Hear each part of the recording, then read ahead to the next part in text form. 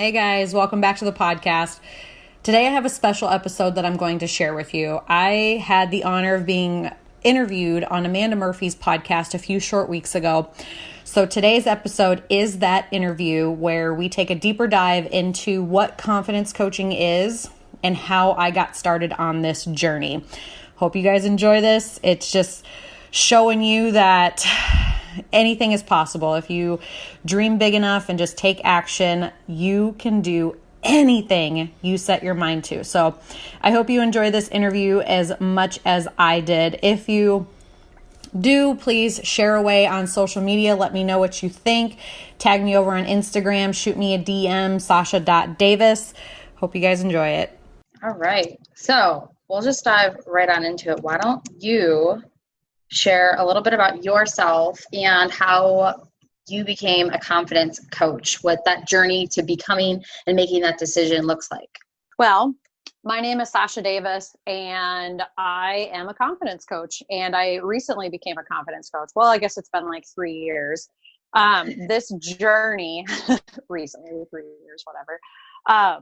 This journey probably began, I would say, 2006, when I found the law of attraction. 2006, 2007, when I found the book, The Secret, the movie, The Secret, and the whole law of attraction. So prior to that, growing up, I was raised on a farm, lived with my dad. We always had hardships, lived paycheck to paycheck. And if you wanted something, you had to work for it. So at a very young age, I started working a couple jobs and trying to get through school and all that fun stuff. Right.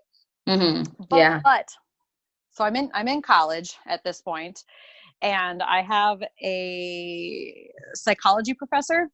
I went to school for psychology. So one of my psychology professors had us watch the movie, The Secret. And then we had to create this vision board. And I thought it was just a bunch of like hocus pocus, hippie woo woo junk. At the time I was like, this is totally stupid, but whatever, I'll go for it.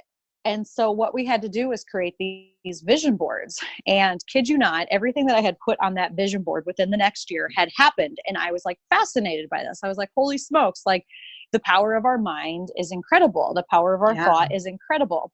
And so cool. No, it was awesome. And it's kind of stuck with me ever since. But as growing up, I was kind of a shithead. So I've been in and out of these ruts. I got into a lot of trouble with drinking. I got a lot of fights and in and out of jail. And I came to like this coming to Jesus a few years after I graduated college. I had gotten, my dream job with like mental health, psychology, things like that, but I got my second OWI. And so I was let go from that position because you can't drive people with disabilities around when you don't have a license. So Right. I was let go from that job, and I'm like, oh God, like talking to the universe, like putting it out there, like, please show me my next step, whatever that looks like. And within the next day, I had an opportunity at a corporate job that was supposed to be better hours, better pay. And I'm like, sweet, this is what everybody wants. Like everybody wants the 9 to 5. Everybody wants the weekends off. Everybody wants to make a decent paycheck and not have to, do a whole lot for it kind of thing. And so I was in that job, and I rose very quickly to upper level management. Within 3 years, I was, the sales manager, customer service manager of the region, not just like our local place, but several different facilities within manufacturing, production, things like that. But I found that as you climb the corporate ladder, there's a lot of politics. There's a lot of BS. Like you have to, it's a running joke of like CYA, which means cover your own ass, right? Cover your ass, because you can never be authentically you. You can never actually say what you think, say what you feel.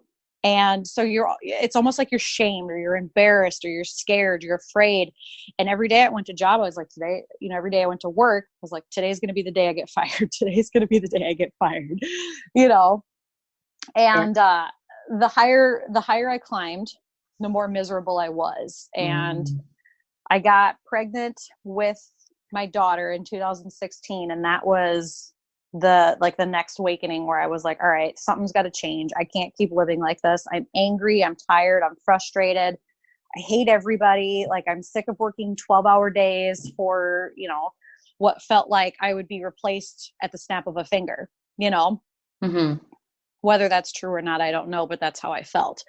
And so I started to embark on this journey of helping other women. And in the beginning, that looked like health and fitness, because health and fitness has always been something that was very, I guess, close to my heart. I've always been an active individual. I've played sports since I can remember. I've played roller derby and I snowboard and I do all of these, crazy gladiator races and all of these things. And so, fueling your body with food and focusing on how to feel better within your body was very important to me. I feel like diet culture kind of tells you that you have to eat a certain way to look a certain way versus eating a certain way to feel a certain way. And so that's kind of where I started helping women, was on this, health and fitness and mindset journey. And that transformed into what my confidence coaching is today, which is mainly life and business and teaching women to be the most confident version of themselves, which looks like overcoming fear and pushing their own limits, doing things that we didn't think were possible. There's a lot of fear of judgment, fear of failure, fear of success, or a lot of anxiety and things around achieving your goals. And what does that look like? And how do I get started? And so my job now is to help you step by step become the person that you want to be and be able to share that with the world in a confident way versus hiding in a shell, hiding away, being stuck, being scared, being afraid of who you are as a person. Yeah, that sounds totally aligned with a phrase I always say is, be fully in your power. I like that. Definitely. 1,000%. I agree with that.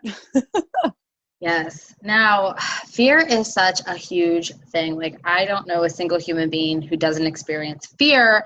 And I think if someone said they didn't, they'd probably be a liar.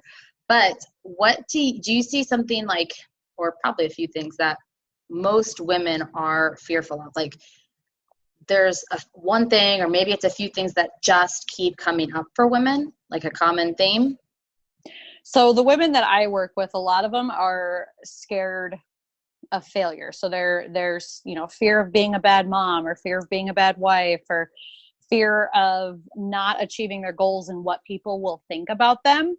And then on the other end of that, they have fear of putting themselves out there, which I also like to think of as the fear of success. Like, what actually happens if you get what you want? And sometimes that really scares people, because as we learn and grow, we evolve the relationships that we have with our families and our friends.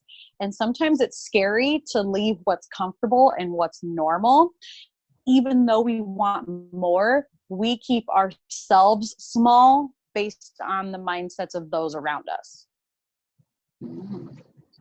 Yeah, I definitely could see that for sure. So what do you say is, when these women come to you and they're having trouble facing their fears and overcoming their personal obstacles, what's the first and foremost thing that you feel that they have to do to make that step in the right direction, or the direction they want to go to?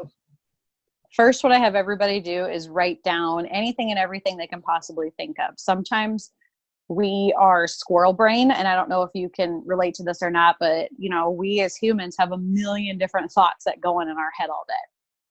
And we always say, oh, I'll come back to that, or, oh, I'll remember to do that, or, oh, this is a great idea. I'll remember, I'll do this, or I'll do that. And then we create, these crazy scenarios in our heads, or we get anxiety about the future, or we're like freaking out about the things that we need to get done on our to-do list.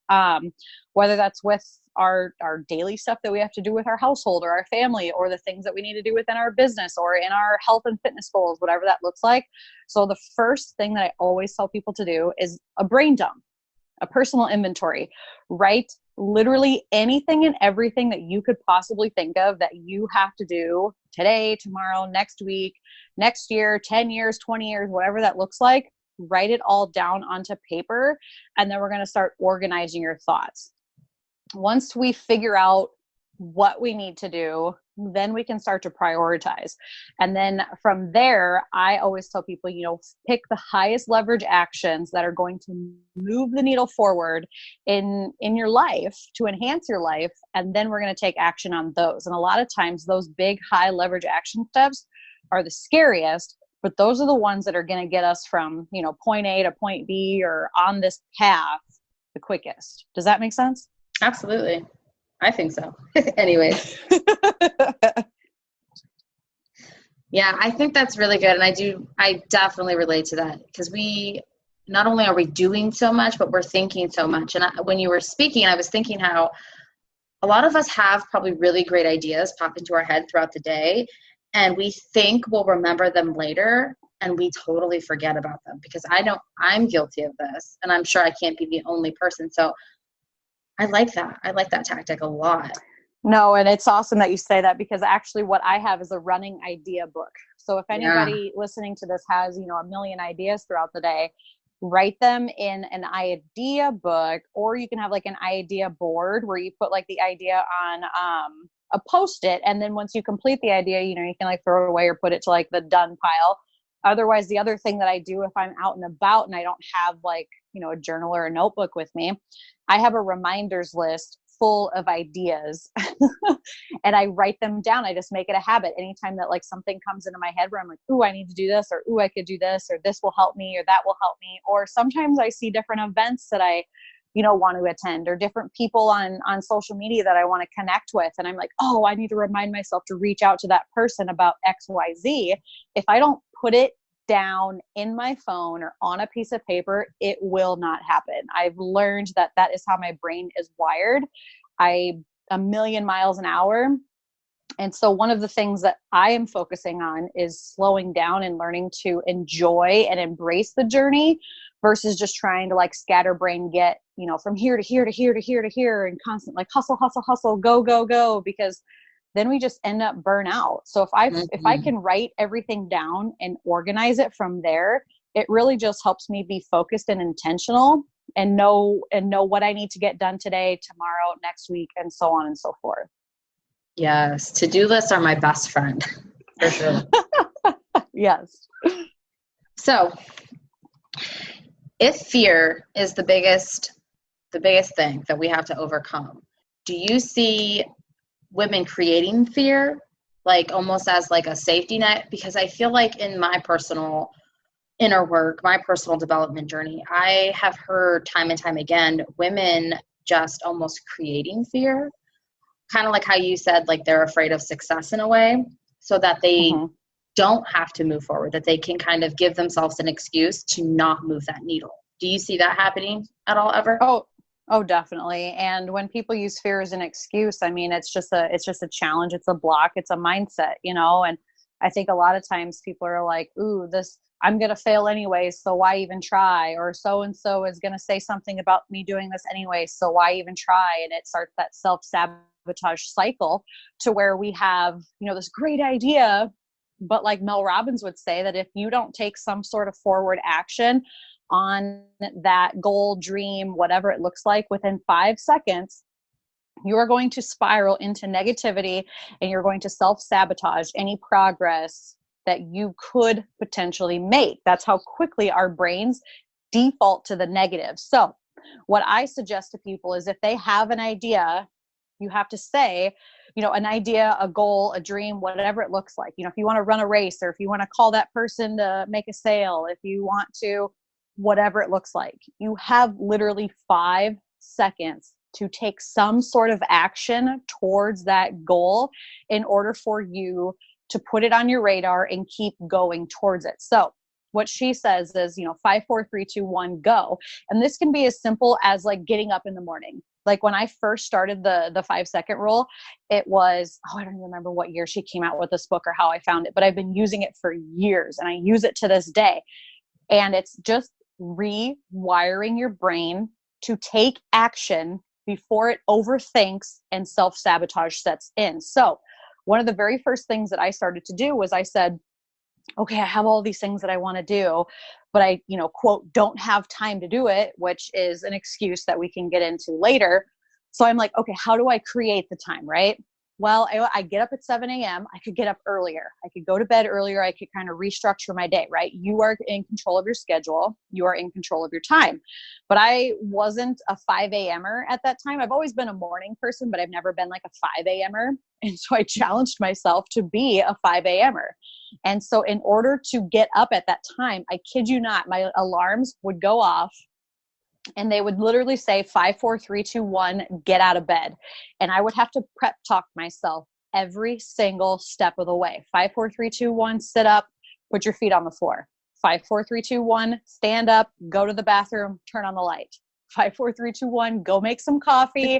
And then once the coffee was done, I was like, kind of like, okay, now I'm like a functioning human. I can, kind of like get on with my morning routine. But even to this day, if something scares me, like a few weeks ago, I hosted my very first like large conference. I have done workshops and events and things like this for years. And I've spoken at other conferences and events, but this was the first time that I had hosted my own large conference. And when I had the idea, I was like, oh, how am I ever going to get that many people? How am I going to do this? And I said, nope, shut up. 5, 4, 3, 2, 1, start calling event centers, see what dates are available. You know what I mean? And like, I was terrified, but once you start taking forward action, forward momentum, a body in motion stays in motion. So if you keep moving forward, it becomes easier and easier. Yeah, totally. Now I'm going to give you a scenario. Okay. So kind of going off of that, you said, what was the name of the person that you said word finding problems, that you have 5 seconds to take action before you start kind of like self-sabotaging? Her name is Mel Robbins, and you can find her on YouTube. Otherwise, her book is called The 5-Second Rule, and she actually just came out with an audio book exclusive on Audible called Take Back Control of Your Life. And I really love her. She's a Midwesterner. She's no BS, and she just has great philosophy when it comes to overcoming your fears and achieving your goals. I do think I've heard of that book. I'm definitely adding it to my list now. But okay, so my scenario with that is, let's say a woman who's just starting out, they have this passion project, they have this business idea, they want to move forward with it, but they're still working their 9 to 5. Maybe they're a stay-at-home mom, which is like 7 9 to 5s, and they get this idea, they get this great spark of momentum with something that they want to do, but they're in the middle of their job, or they're in the middle of taking the little one to the doctor's appointment, and they don't have the ability to take action within 5 seconds.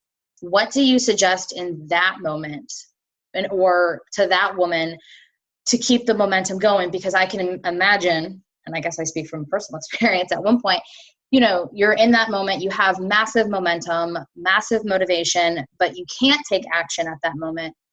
And later on, after several hours, and you have the time and the ability to now take action, either the fear has set in, the self-doubt, the self-sabotaging, or you've lost that momentum. What do you suggest in that scenario? So usually when you're in the thick of it, the last thing that's on your mind is like, oh, I should achieve my goals right now while my kid is vomiting on me and shitting their pants in the hospital. So that scenario for me personally hasn't come up a lot, nor has it with my clients. But if you do get a wild hair, we're in the middle of something, you're like, man, I really wish my life was different. What I suggest is taking literally 2 minutes to go step away and just breathe, or even like a minute and just breathe, or even putting headphones in or earplugs in. Like if you have a screaming child in your face, which if you're a mom, you've been there, and you're like, I just need silence for 1 minute. Okay. And writing the things down that you need to do to take action on that. So let's say that, your kid's screaming at you in the face, and all of a sudden you're like, man, I really want to start a podcast, but I can't just go start a podcast right now. What I would suggest that you do is, write down in your phone or write down somewhere, this is what I need to do at this amount of time. So for me, I would say like, hey, I'm going to start a podcast. I'm going to go sit down tonight and do 3 things to move the needle forward. And you try to just to put it aside until that time comes. And then again, that fear and that anxiety and all that stuff is going to come up. And that at that very moment, when you start to feel that, you know, in the pit of your stomach where you're like, oh, I don't want to do this, or the excuses start to set in, that is the exact time that you would start doing the 5, 4, 3, 2, 1 rule. So even when you're in the thick of it, as long as you are like committing to the process, that's the biggest thing versus just like, oh, I'll do it later. You know, does that make sense? Oh yeah. I think I get what you're saying. So it's mastering the art of the 5, 4, 3, 2, 1 rule. Yes. So if you can't take action right this second, like an actual action, writing it down and keeping that promise to yourself that you will take action on it is crucial. And it's all about keeping promises to ourselves and just moving the needle forward. So if there's something that I want to do, let's say, I don't know, right now, and I'm like, oh gosh, I'm in the middle of this interview. I can't obviously just like get up and go do something right now. I would write it down. And then after this, as soon as I had 5 seconds to move the needle forward, that's what I would do. And a lot of times that's where that fear comes in, or that doubt, or that self-sabotage, or that lack mindset where it's like, I can't. You just need to take 5 seconds to figure out something to move the needle forward. Yeah. It's kind of like mastering the art of messy action. Exactly. And it's progress, not perfection. You know, I'm sure people say that all the time, like start messy and progress over perfect and all of those things. And really it's true. I mean, there's a million different ways that you can say it. You just need to do something. It doesn't have to be pretty. It doesn't have to be perfect. Just what is the next right step? That's what I focus on, is the next step, not 10 steps from now, not 20 steps from now. What is the next step? If I have a goal in my head, writing it down would be the next step. After I write it down, assigning a date to where that goal would be done, or getting the tools and the resources and the support that I would need to achieve that goal, maybe the next step. Yeah. Yeah. I think it's a great way to break down the big picture into small steps. Well, yeah, because I feel like people get really overwhelmed when they see their big vision, you know, and they forget all the 100 steps that it takes to get there. They just see this big vision and they get overwhelmed. They're like, how am I ever going to make that happen? And well, you make it happen by just starting. Like, you don't just wake up one day and run a marathon. I mean, you could, you're going to be a hurt unit the entire time. Yeah. But you practice, right? You show up, you run a mile. Once you figure out how to run a mile, you run 2 miles. Once you figure out how to run 2 miles, maybe you run 4 miles. You know, it's all just putting one foot in front of the other and focusing on the things that you can do in the next 24 hours. And that's why that brain dump and that personal inventory is so crucial, because it kind of helps us roadmap what our goals look like. Like, what do I need to do today? What should be done next week? And then focusing just on that item versus the 100 freaking things that we need to do in order to achieve it. Yeah, totally. Now, is there, besides the 5, 4, 3, 2, 1 trick, is there anything else on a daily basis or almost daily basis that you do or you highly recommend women to do in their lives to keep, you know, motivation or momentum in their life, whether they're in business or not? Yeah, no, I have tons of things that people can do, and it's all just kind of picking and choosing what works best for you. I find that there's a ton of information out there, and sometimes it can be overwhelming because you're like, well, should I do a morning routine and an evening routine? And do I need to meal prep? And do I need to run 5 miles a day? Yeah, and then you just try to do it all, and it's counterproductive. Exactly. And so what I like to say is you need to find what works for you by experimenting. So I will share what works for me, and what works for me may or may not necessarily work for you. Now, it took me years to come up with what works for me. I started, you know, with a morning routine. And another resource that I'll throw out there is Hal Elrod, Miracle Morning. And this has been a game changer for me. I've been doing it for years. And it is basically setting up your entire day for success in 1 hour in the morning. You can do it in as little as 6 minutes. Everybody has 6 minutes that they can spend for themselves in the morning, or you can do it as much as an hour. And so what this looks like is it's called the SAVERS program. And what it is S stands for silence. So that is S stands for silence, and that is like your meditation. Okay. So you just sit there and you focus on what it is that you need to do today, whether that's a gratitude meditation, a walking meditation, a sit and cross your legs and Om meditation, guided meditations, apps like Headspace or Calm or Abraham Hicks. Like there's tons of things out there. You just have to find what works for you. A stands for affirmations. So there's power behind the language that you tell yourself and the language that you tell other people. So if you feel, scared or weak or not successful, maybe some of your affirmations are going to be, I am strong, I am brave, I am super successful. Opportunities come to me every day. And so I like to think of, 5 or 10 different affirmations that pertain to me and where I'm at in my life. You can literally just make your own up. Otherwise, there's a ton on Pinterest or Google, wherever. Just look up morning affirmations. Next is visualization. And so this is where you either have a vision board. That's one way of doing it. Or you simply just close your eyes and visualize how you want your day to go, right? So pretend, if you're a football player, a lot of football players will visualize the ending of the game and how the game is going to go, or like me in roller derby or in softball or in basketball, like you visualize how the game is going to go, and it helps you paint that picture of what you want the end result to be. So visualize your day. How do you want your day to go? Do you want it to be peaceful, calm? How do you implement those things into your day and visualize it? Next would be exercise. And the E stands for exercise. And this can be something super simple. Literally, you can do like 10 squats, 10 jumping jacks, 10 push-ups, right? Just getting your heart rate going for a minute, at least a minute. And this is just kind of setting the intention for the day that like my body is meant to move. So I'm going to move my body. Now you can do whatever works for you. You can do at-home workouts. You can go to the gym. You can go for a run. You can go for a walk. I don't care what it looks like. For me, I just run in place for like a minute to get my heart rate up because it helps wake me up and helps energize me for the day. Next is read. So personal development every freaking day. I don't care if this is a book. I don't care if this is a podcast or YouTube video. It does not matter what it looks like.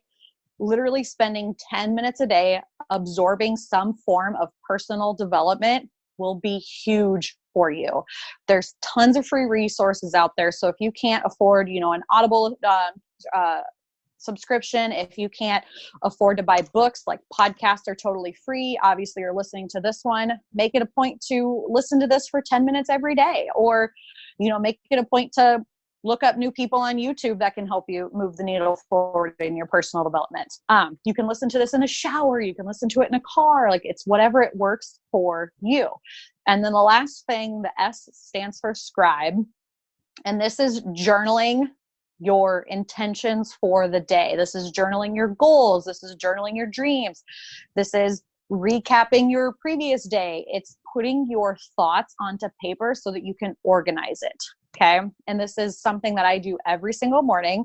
And then in addition to that, I do end up doing like a 30-minute workout because a body in motion again stays in motion, and health, and the other thing that people say is health is wealth. And it's true, because if you're not taking care of yourself, how can you help take care of other people? So I like to make sure that I am operating at a high level.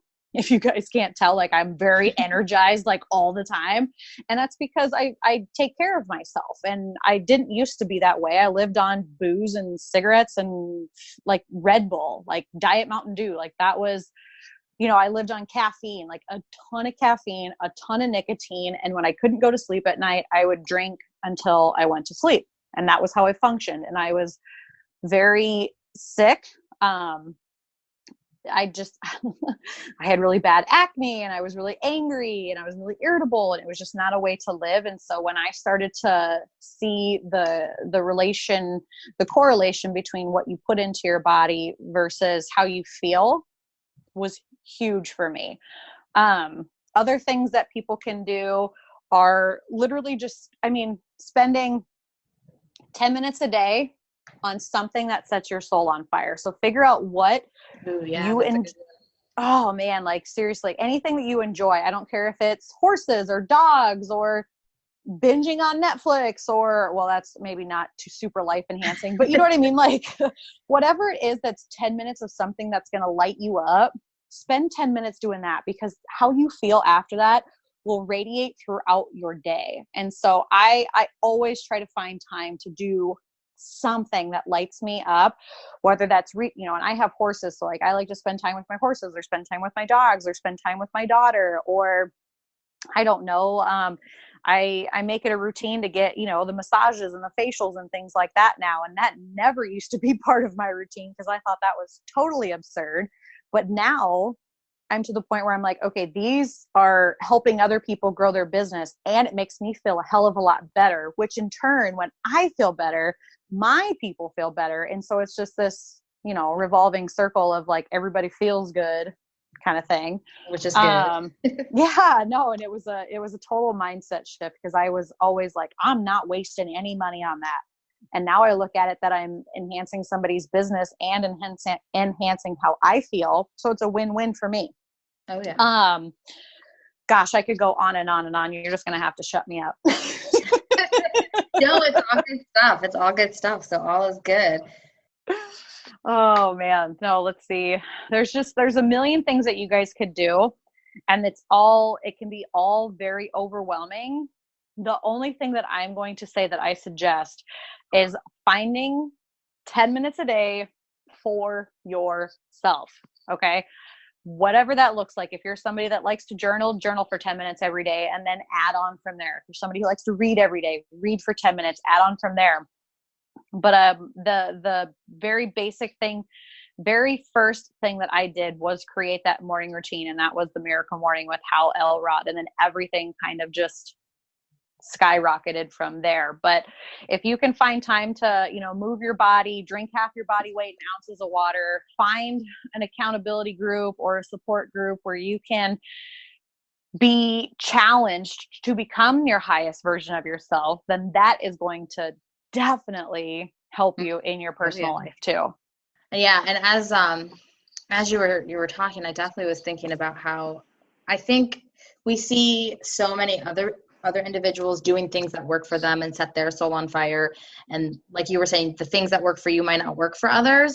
And I think that we get stuck in a way of like, well, if it works for her, it must work for me. And we keep trying the same things. And it's almost like we're beating a dead horse. Yes. And I don't think we stop to think sometimes that maybe it's because what we're trying isn't working for me.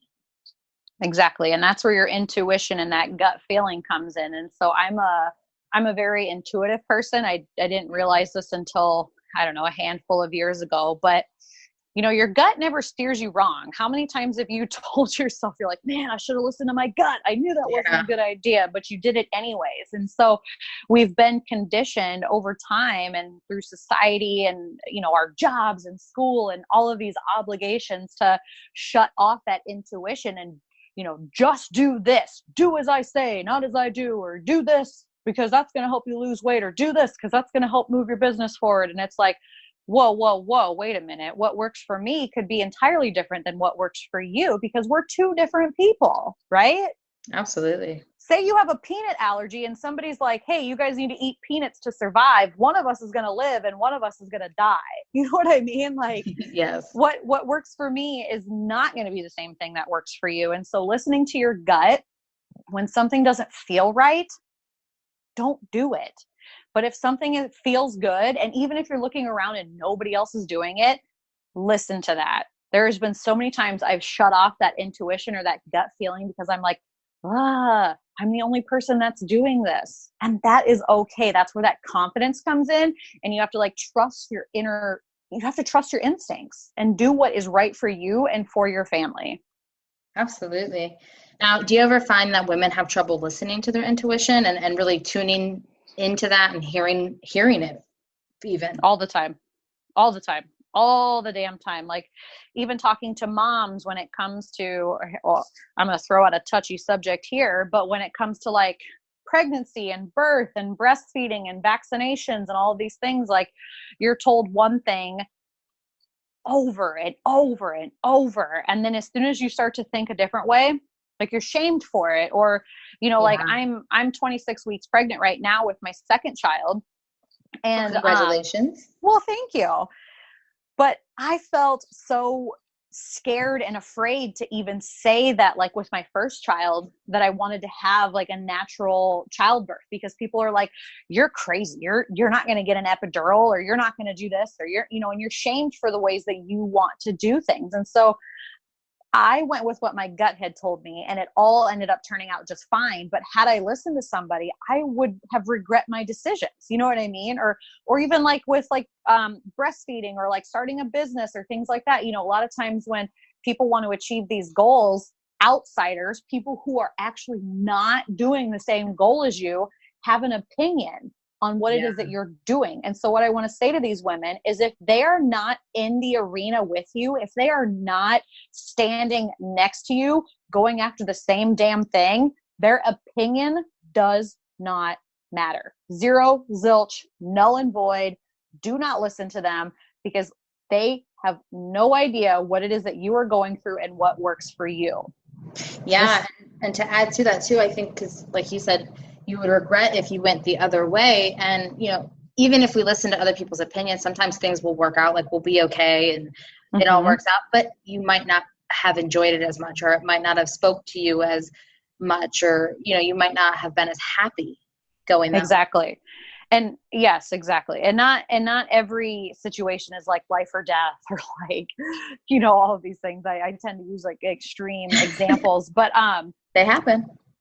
They do, and sometimes that regret or that guilt for not listening to ourselves really eats at us. I've talked to a lot of women that are like, man, I really wish that I wouldn't have married that guy, or I really wish that I wouldn't have started that job, or I really wish that I wouldn't have done this or done that. And and a lot of times they always finish with, I should have listened to my gut. Yeah.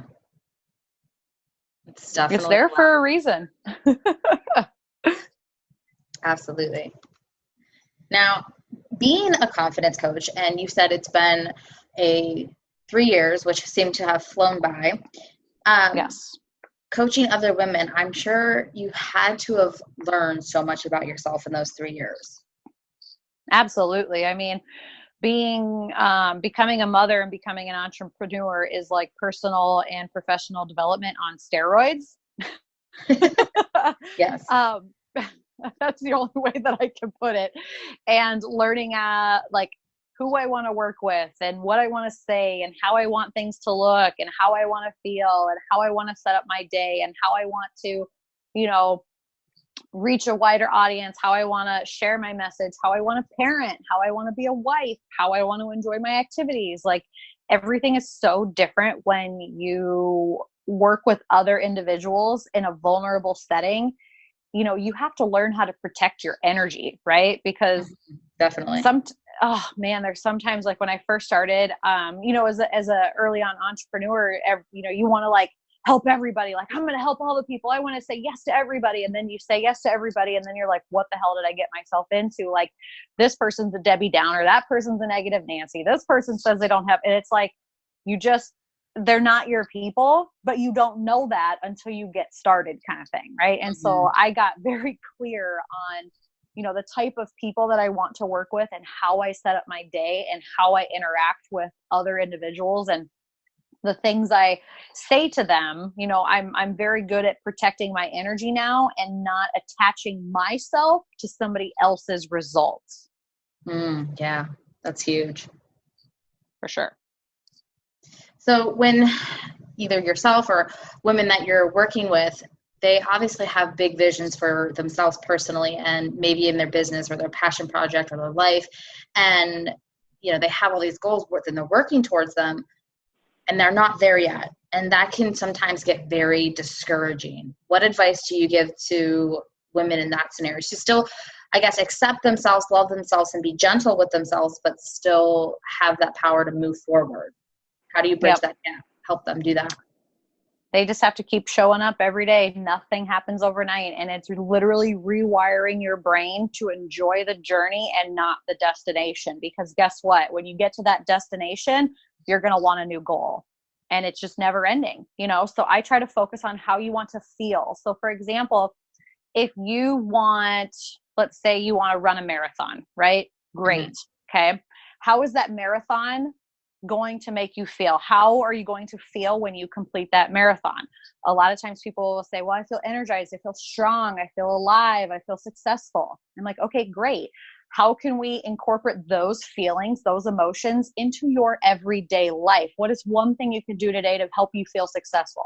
What is one thing you can do to help you feel alive? And it's incorporating those emotions daily versus I can only feel happy and alive and successful when I achieve this goal. And it's learning to enjoy the whole process versus just like, I'm not going to give myself any accomplishment or any celebration is the word I'm looking for, any celebration until I do the thing.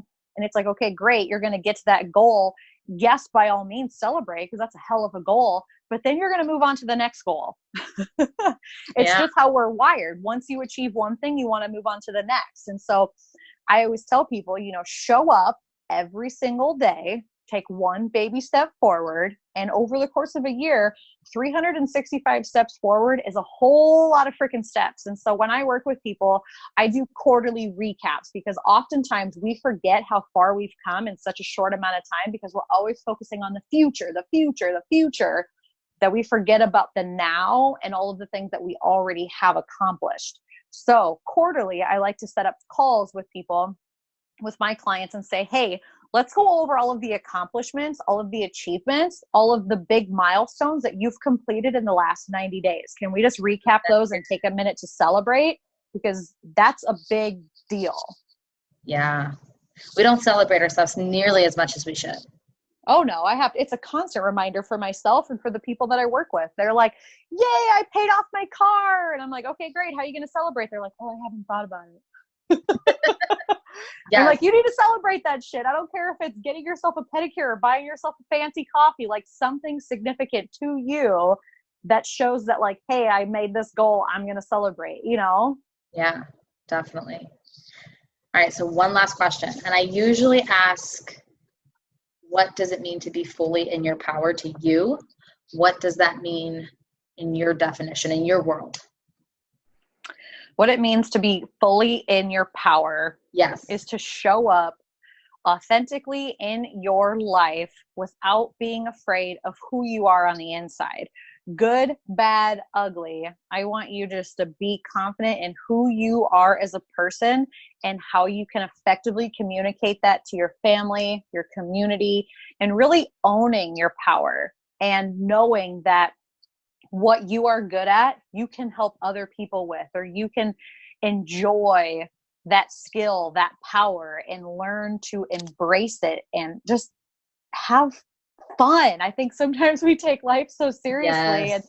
And when we start to step into like who it is that we are called to be, we start to have more fun. We have more time. We have more energy. We have more freedom.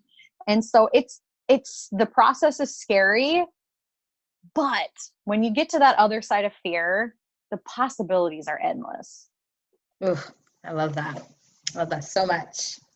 All right, Sasha. So if everybody wants to come hang out with you, chat with you, find you, where can they find you? Well, the two places that I'm most visible on, or the places I like to hang out, are actually on podcasts. I also have a podcast called the Confidence Coach Podcast with Sasha Davis. So you guys can go check me out over there. It's super raw and real. You might catch some F-bombs, but whatever, it is what it is. And then my other favorite place is Instagram. So you can follow me at sasha.davis. And I spell my name kind of goofy. You can thank my mom for that. It's SAUSHA.DAVIS. And I love being on the stories. I love just talking about all things confidence, courage, stepping into your power, owning who you want to be, and having some fun doing it. Thank you for listening to the Confidence Coach podcast. If you enjoyed this episode, I want to invite you to leave a 5-star review and share what you loved most about this episode. You can also screenshot and share it on social media. Tag me at sasha.davis. And if you're looking for additional resources, head on over to sashadavis.com. Check out ways that you can work with me and all the free resources that are available to you. Have a kick-ass day.